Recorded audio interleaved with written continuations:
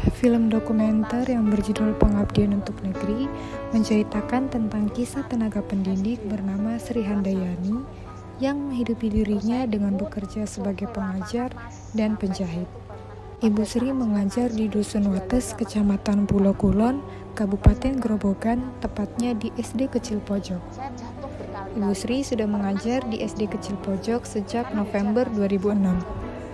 Berada di daerah dengan keterbatasan fasilitas sarana dan prasarana yang ada, Ibu Sri tetap tidak menyurutkan tekadnya untuk berjanji tetap mengajar di Desa Wates agar anak-anak pada desa tersebut terangkat pendidikannya.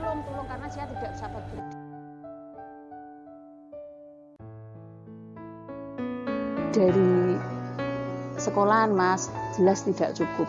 Tapi Allah itu mencukupi dengan sudah berjanji Mas. Dari hati kecil yang paling dalam. Apa yang kita tanam saat ini, selama kita menanam kebaikan, pasti akan ngunduh kebaikan itu. Apa yang kita tanam adalah untuk ibadah. Sehingga kita tidak akan mengharapkan apapun selain pemberian Allah. Itu prinsip saya. Setelah tahun 2006 itu lulus D2 UT, saya harus mencari sekolahan yang tidak ada gurunya. Kemudian saya ikut kepala sekolah pada saat itu Pak Sugiarto. Itu ya sudah, saya ya dengan sabarnya, tadi kadang ada yang membawa adiknya, itu ya sudah terbiasa saya.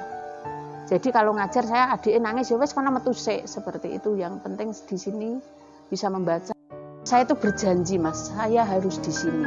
Walaupun saya ditawari di sekolah yang bagus-bagus, saya tidak mau. Saya sudah berjanji ingin mengajar di sini supaya anak-anak di sini terangkat pendidikannya. Walaupun di SD ini fasilitas sarana prasarana itu kurang, tapi selama Bapak Ibu gurunya itu mengajar dengan tulus, ikhlas, betul-betul.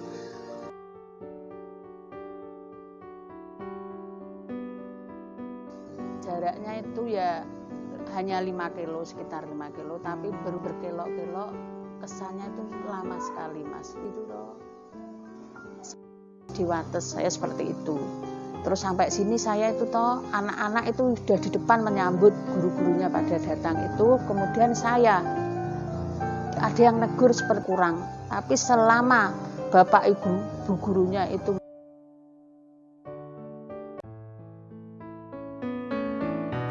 dari film pendek Pengabdian untuk Negeri, masih terdapat beberapa permasalahan yang memerlukan solusi dan sinergi dari berbagai pihak.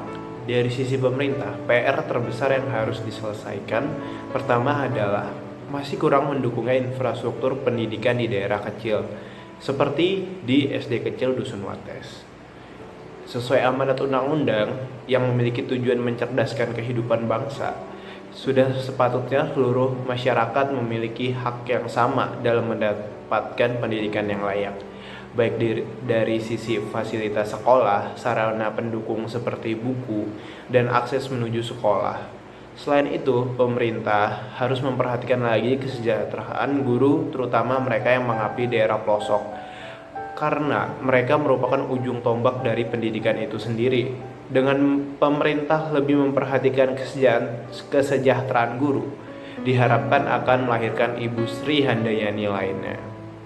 Selain dari sisi pendidikannya, pemerintah juga perlu memperhatikan sisi kesejahteraan masyarakat desa-desa kecil ini dan memberikan sosialisasi betapa pentingnya pendidikan.